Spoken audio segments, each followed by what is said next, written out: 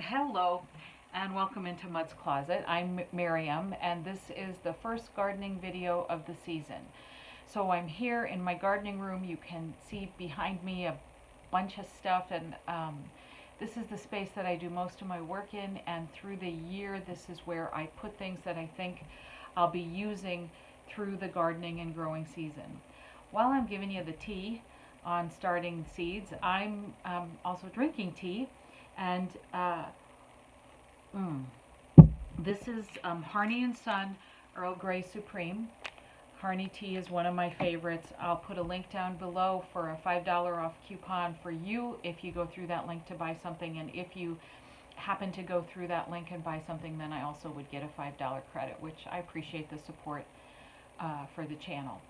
So this video is about how to determine what seeds you need or want, and when to start them, and any other important information. So it's March 1st, 2020, and it's the beginning of the process for me of starting seeds indoors and getting organized. I'm in zone 5, so my plant out date for most things, the last frost and the safer frost date, is about the middle of May. So I have March, April, and 2 weeks in May. So really about 10 weeks, 10, 11 weeks to get things started. The best thing for you to do if you're new at this is find out what your final last frost date of the season is, and you just count back weeks. Things like peppers and eggplants need 8, 10 weeks. Things like tomatoes need 6 or 8 weeks. So, and generally your package of seeds will tell you that, or you can use the computer and do a search on it, or there are a couple of different manufacturers whose seed catalogs are really useful to me, and one of them, the one that's coming up to me right now, is Johnny's Selected Seeds, I think, and Baker Creek Seeds has a great catalog that's very informational, and they will tell you in those publications when to start seeds inside. And the benefit of starting seeds inside is that the plant gets a head start under very controlled conditions in a very controlled environment. So we generally get a harvest sooner than if we just planted seeds out. Now you can buy from stores plants already started, and that's great. If you want a lot, sometimes it's more economical to start your own, or if you just enjoy the process, it's a great hobby and something that's, for me, good for my heart and good for my soul to start. So one of the ways to determine what seeds you wish to start, if you've gardened before, is to keep good records. And I say good records very loosely because I'm not a great record keeper. I make a lot of notes. I sometimes have a little book that I make notes in. Sometimes they're on scraps of paper that I stick in the book. And more often than not, what I'm doing really is just saving the old seed packs from the previous year so I can remember what I planted. So these are some different seeds that I planted last year, and my memory, actually I have a really good recall. Like I can say I planted this lettuce, I put it under a cold frame, it did okay. So I need to do something different this year if I want to plant this kind of romaine lettuce again, and work through it that way. So the seeds that I'm probably going to start this weekend are the seeds that require more time to germinate and grow and gain strength before they're put in the soil. So of all the things that I'm going to plant, those things are peppers, both sweet and hot, and eggplants, maybe some onions.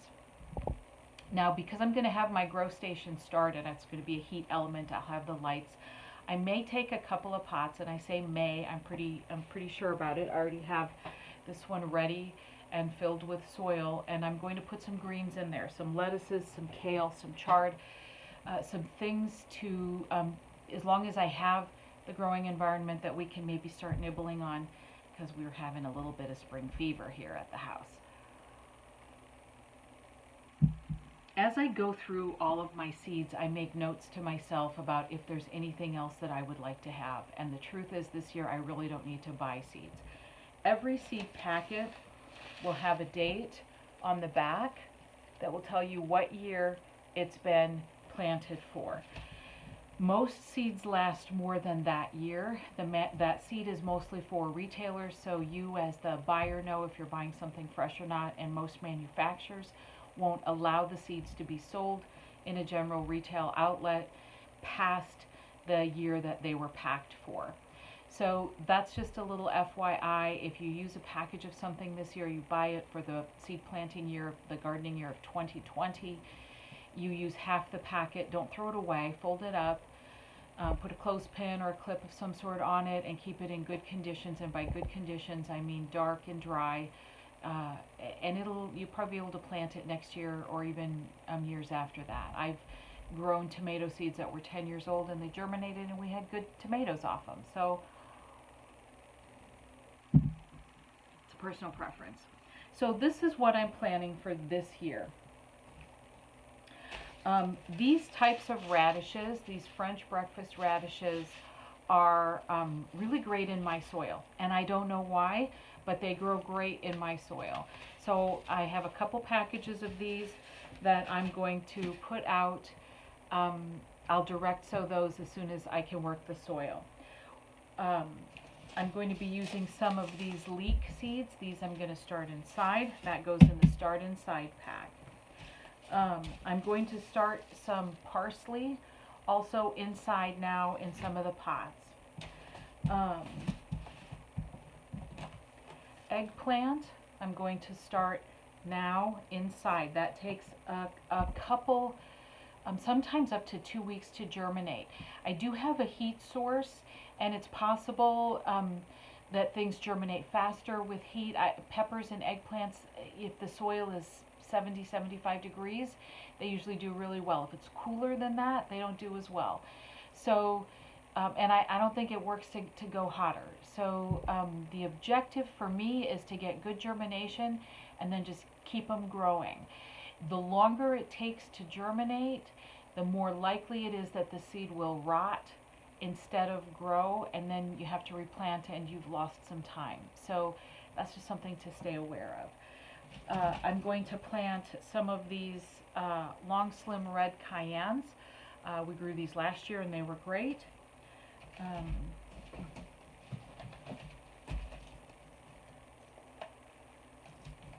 I planted this habanero blend last year, and that was great. We do like hot.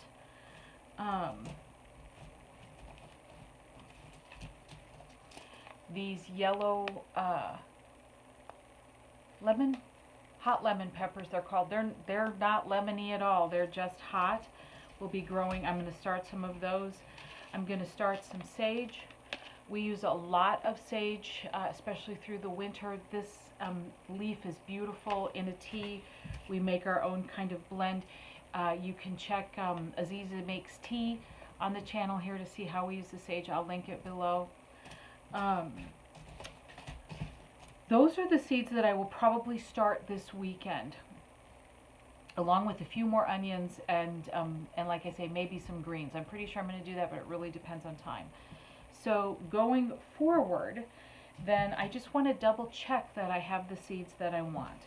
And so I have some Fairy Moore seeds. These are cucumbers. We eat a lot of cucumbers. And slicers, not necessarily pickling ones. We just eat them.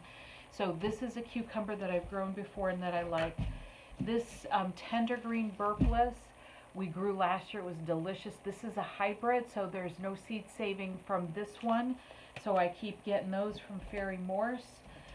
I do plant some pickling cucumbers, and I do, this national pickling works well in my garden.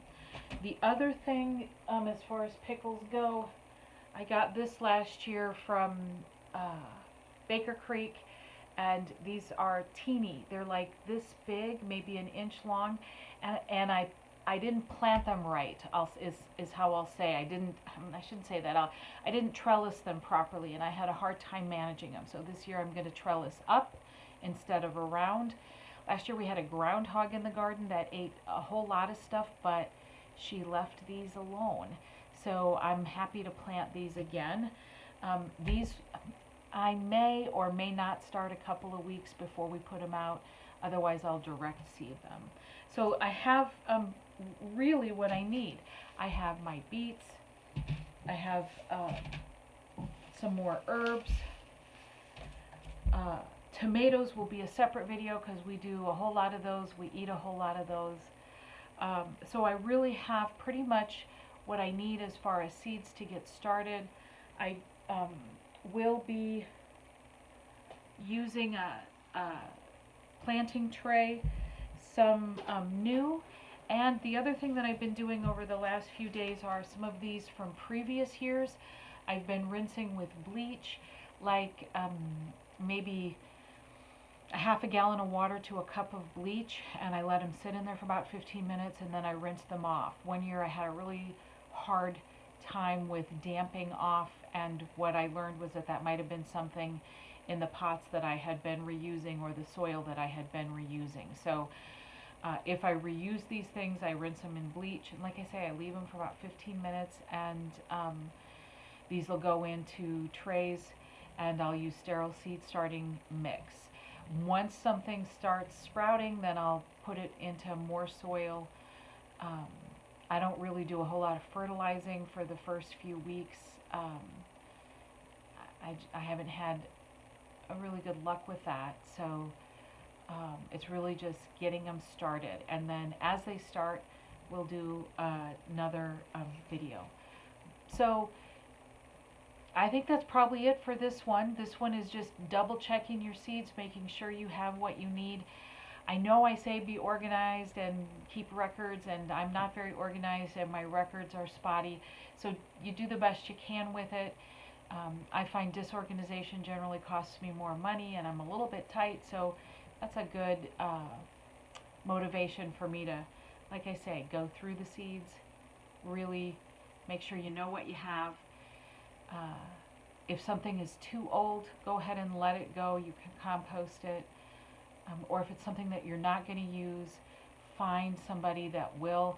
I just recently took a big box of seeds to our public library, and they're going to use it this summer for kids' projects and to plant some of the pots around the library and things like that. So somebody can always use them. I think that's all. Thanks for sticking with me through this kind of stream of consciousness about seeds, and have a great afternoon.